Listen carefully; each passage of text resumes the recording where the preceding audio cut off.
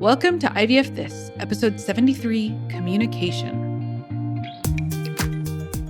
Welcome to IVF This. I'm your host, Emily Ginn. I'm a mother to two beautiful and feral boys. I'm married to my favorite person in the world. I'm a social worker, a life coach, and an IVF warrior. I'm here to teach you how to manage your mind and emotions during your IVF journey, to break free from anxiety and regain control of your life, even in the midst of infertility. I'm going to teach you to say IVF this to how we think about, talk about, and experience infertility. Let's go. Hello, my beautiful friends. I hope you are all doing so well. I know that we've been on a little bit of a hiatus. We've been on probably a month-long break by the time this episode comes out. So I want to tell you a little bit about what's been going on in my life. I want to open this episode with an announcement, but trigger warning for birth announcements. If you don't want to hear about it, totally fine and completely understand. Skip ahead 30 seconds, a minute, 2 minutes, whatever, and you'll hear all about communication.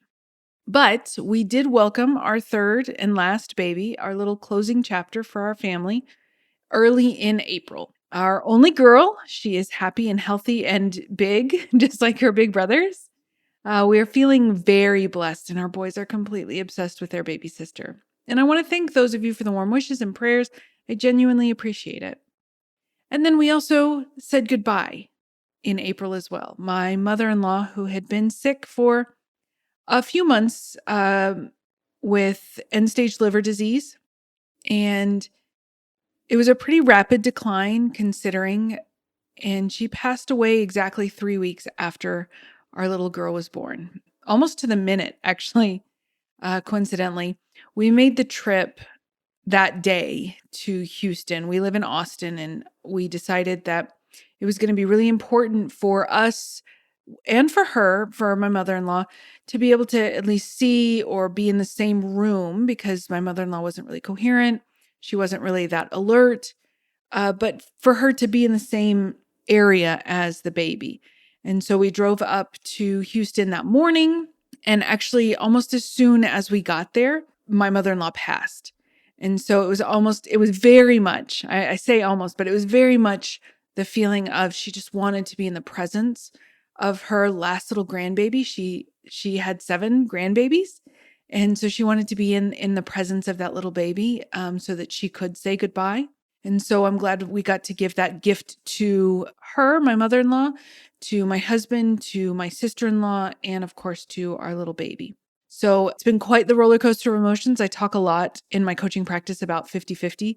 50% of the time, life is amazing and beautiful and lovely. And 50% of the time, it's painful and hard and all of the other feelings that are associated with it. And that's very much what we lived. You know, we lived the joy and excitement and exhaustion of bringing home a beautiful baby. And then we lived the pain and grief of saying goodbye. It's quite a testament to what life is like, you know, the welcoming of one life and the goodbye of another. So again, thank you all for your patience. I know it's been a while since you got to hear a new episode from me, but I want you to know that we're back. We've got a ton of stuff. I've got a ton of stuff coming down the pike for you guys. Interestingly enough, next episode is a conversation about grief. And then we've got several other topics coming down the pike. So I'm really excited for what's coming this summer. We are going to be launching another round of the group coaching program. So if you're interested in that, hurry up and get on my email list. You can go to www.ivfthiscoaching.com and sign up for my mini class, my mini course on anxiety. That will get you automatically looped into my email list. So do that so you don't miss any updates. It will probably be midsummer. I'm thinking July-ish. I am taking a little bit of time off. So if you've been looking for some openings for my coaching practice or consults or mini sessions, probably won't open up again until mid-June. Just trying to give myself the support for welcoming the new baby, but also the support for my family as we're kind of struggling with this loss.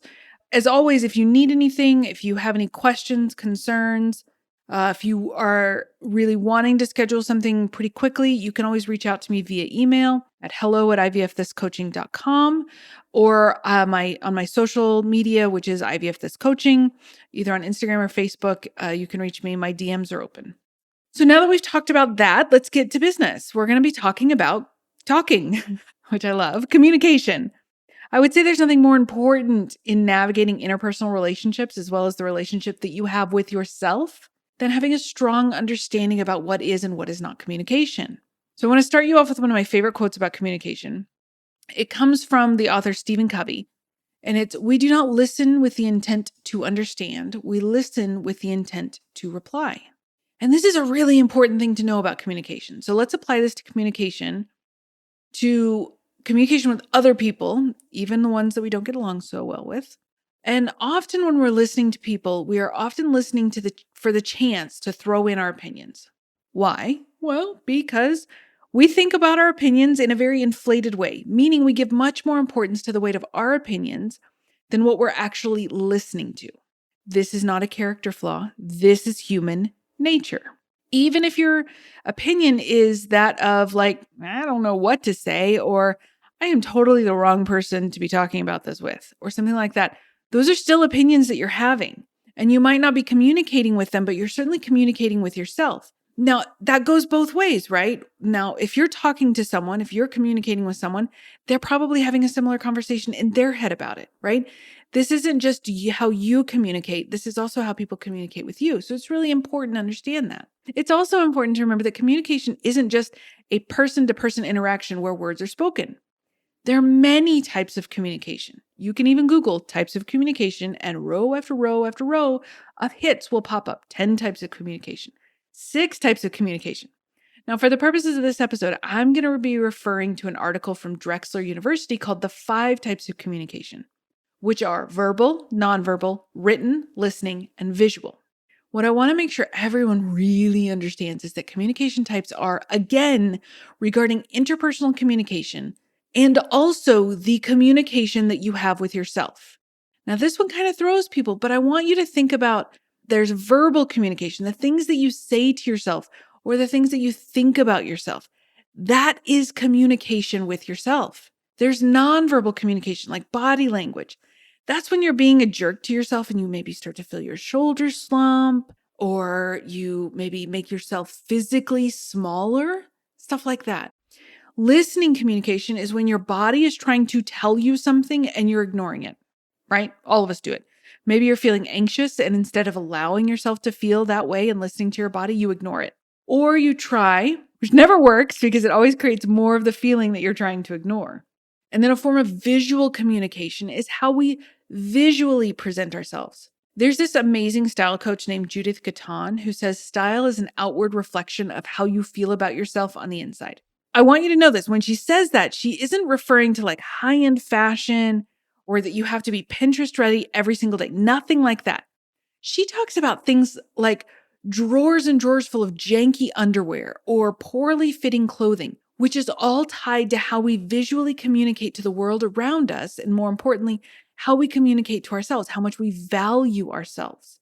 Now, if you're interested in that, Judith has a podcast called Style Masterclass with Judith Gatton and this amazing book, which she titled How to Be a Fucking Lady, which she's just amazing. I love her so much. You should totally check her out. And I'm probably going to have her on the podcast in a while, but I absolutely adore her. She's fabulous to listen to. And she's absolutely right about that visual communication. So we can all agree that infertility, and certainly the completely engrossing aspects of fertility treatment, create a lot of thoughts and feelings. So in turn, a lot of communication with yourself. And remember what I said about how important our brain weighs our opinions? Yeah. So if your opinion of yourself is steeped in unworthiness, self-deprecation, self-hatred, well, that's a lot of really crappy conversations that you're having with yourself. And it will be reflected in all of those forms of communication that I just talked about. Now, one of my favorite tools to build up conversations in my brain, my communication with myself, is what I call the mirror exercise. It literally takes 2 to 3 minutes, if that. So the idea is to stand in front of the mirror in whatever you're comfortable in. You can start out in slacks and a turtleneck for all I care. You don't have to be naked, although that's always an option. The only rule for the mirror exercise is that there is a no bullying zone.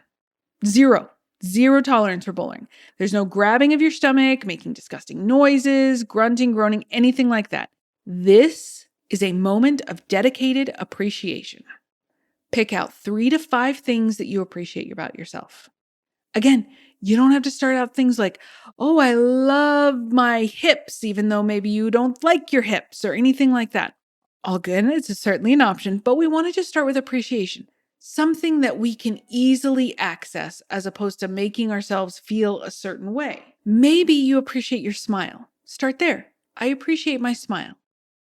What do you appreciate about your smile? Maybe you like the shade of white, how straight they are, how healthy you are, how you smile. Maybe that you went to the dentist the last time and they gave you a clean bill of health. Maybe you feel happier or charming when you smile, or when you smile at someone and they smile back to you and that feels good. What is it you appreciate isn't as important as the fact that you are outwardly appreciating it about yourself, right? It is the communication of appreciation that you're showing yourself. That's the important thing. So we're going to aim for 3 to 5 of these per day. You can rotate them, or you can stick with a few tried and true ones as you change that conversation with yourself. It's totally up to you. I remember forcing myself to do this during our stimulation cycle, our last one back in May of 2021. And I stood in front of the mirror in my bra and underwear and stared at my bloating and bruised belly and expressed true appreciation for what my body was doing. Again, I wasn't telling myself that I was the most gorgeous creature that ever graced the face of this earth, but it was more like, thank you, body, for working hard to do this. You're working so hard, and I genuinely appreciate it. And this was before there was an outcome. I was communicating with my body regardless of the outcome. And that's really, really important, because typically we only want to praise work based on the outcome. But that's not where the work comes in. The work comes in the process. This was very much deeply into the stim cycle. So I had actually already put on probably about 10 pounds. I had had an asthma attack a couple of months earlier, and I'd been on some long dose steroids. And anyone who's been on long dose steroids, you know you're packing on the pounds regardless of what you try to do. And so I wasn't even at my desired body weight when I started stims. And then of course you put on weight during stims. So it's just really important. You're just expressing gratitude for what your body is able to do, right? Maybe if you're prepping for a frozen embryo transfer, you can show appreciation for your body in that I know that we're preparing, like we're working hard to prepare to be impregnated, right? Or after your transfer, I know that we're working hard to grow and take care of this little M baby, right? There's no limit to how you can express gratitude and appreciation for yourself. You can do it without even being in the middle of any sort of cycle. It's just that communication, that appreciation, that gratitude. And so that's the first part of what I wanted to discuss regarding communication. Now I want to talk about interpersonal communication. There's so much research around communication, and a lot of us understand those 5 aspects that I talked about with regard to interpersonal communication, which is why I chose to talk about the less discussed aspects of communication first, that conversation with ourselves. Both of them are incredibly important, but now we're going to talk about interpersonal communication. And this is how I explain communication to all of my clients, and it can be used for anything: work, family, friends, partners, etc. This framework that I'm going to describe can be used for anything, in any environment. Okay, so interpersonal communication always happens in 4 distinct parts. First one is what you say or what they say. Second part is what you mean or what they mean. The third is what they hear or what you hear if you're the one being spoken to. And the fourth part is what you make that mean or what they make that mean, right? So this is the best description that I have. Is it's kind of like that game telephone, right? 4 parts. There's what you say, there's what you mean, there's what you hear, and then there's what you make that mean. So here's a pretty recent example of this happening. I have a client and her husband who sat in on a session because they had a disagreement around something, and it was a perfect example of miscommunication. Now, I'm sharing this with the permission of the couple, and really specific information has been omitted for anonymity's sake, but basically, they had just experienced a failed transfer for their last embryo of their first cycle. I think this was their second or third transfer total. So during this grieving process, they were discussing next steps, as we all do, and her husband had said maybe it was time to think about other options. Those were his exact words. Maybe it's time to think about other options. And when we talk about communication, or if you're working with me, I like to get really specific examples, and using words verbatim is very important because most of what we quote unquote think we hear is actually making what the words they said mean something, right? So most of us, what we experience during communication is related to what we make those words mean, which is that fourth part of communication. So the words he said were, maybe it's time to think about other options. Now, when he said this, my client said she just shut down, immediately started crying, and then a fight ensued because she made it mean he was no longer invested in the IVF process and he wanted to walk away from treatments. Okay, so let's take this step by step. First one, he said, maybe it's time to think about other options. Second, which is something that we came to understand as we were going through this, what he meant after we talked about it was that it was really hard for him to watch her go through this grieving over and over and over. It was really tough on him to watch the woman he loves experience that. So he offered, quote unquote, other options as a way to say, maybe take a break for you, or to make sure she knew that she had the option of continuing, that it was okay if she wanted to take time off, stop, or look at other things. Not that he was invested in a certain way or a certain process or a certain decision, but he didn't want her to feel like it was the only thing, that she had to keep going. So the third one was that what she heard was, let's look at other options because your body isn't up to the challenge. So let's talk about other things. And so the fourth thing, she made that mean several things, right? First one was that he didn't believe her body was enough to continue, that he wasn't invested in IVF, with the subtext being that it was her fault for the failures, and that it was possible he might not even want to continue trying for a baby or even continue the marriage without children. Again, this is a really specific example, but I know this happens to everyone. And this argument they had dragged on for days until we talked and we started to gain some clarity around it. Now, if you'll remember, I've said in the past that when people say things to us, whether it's words that they use or if it's what we make those words mean, it is painful for one of two reasons.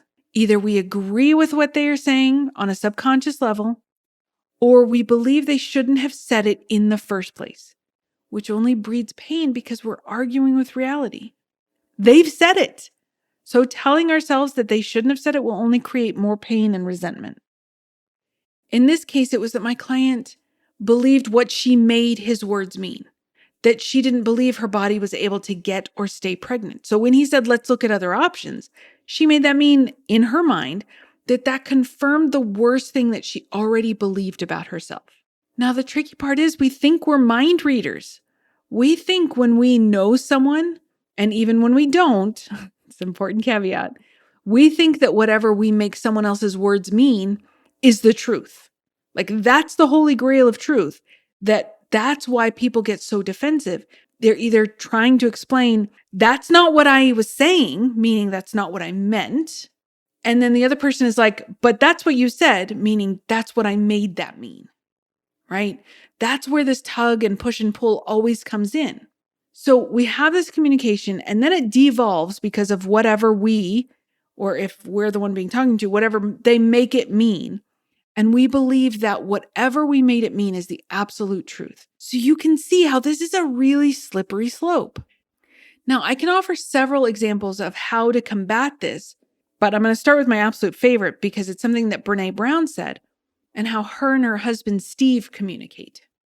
She talks about how when they get upset by something the other one says or does, when they are opening the door to talk about it, it will always start with, the story that I'm telling myself about what you said or did is. So let me say this again. The story that I'm telling myself is. So for my client, The story she was telling herself was that her husband didn't believe her to be capable of pregnancy and that he wasn't invested in IVF anymore. In counseling, we talk a lot about I/you statements, like when you say X, then I feel Y or Z or whatever. And this is a pretty tried and true method, except in my opinion, most people don't use that in the correct way.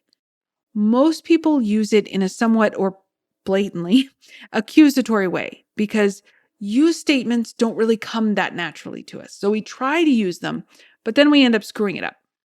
It's not as if you're a terribly combative person. It's that our brains look for blame. And blaming someone else for the words that they use is a lot easier than taking responsibility for what you made those words mean.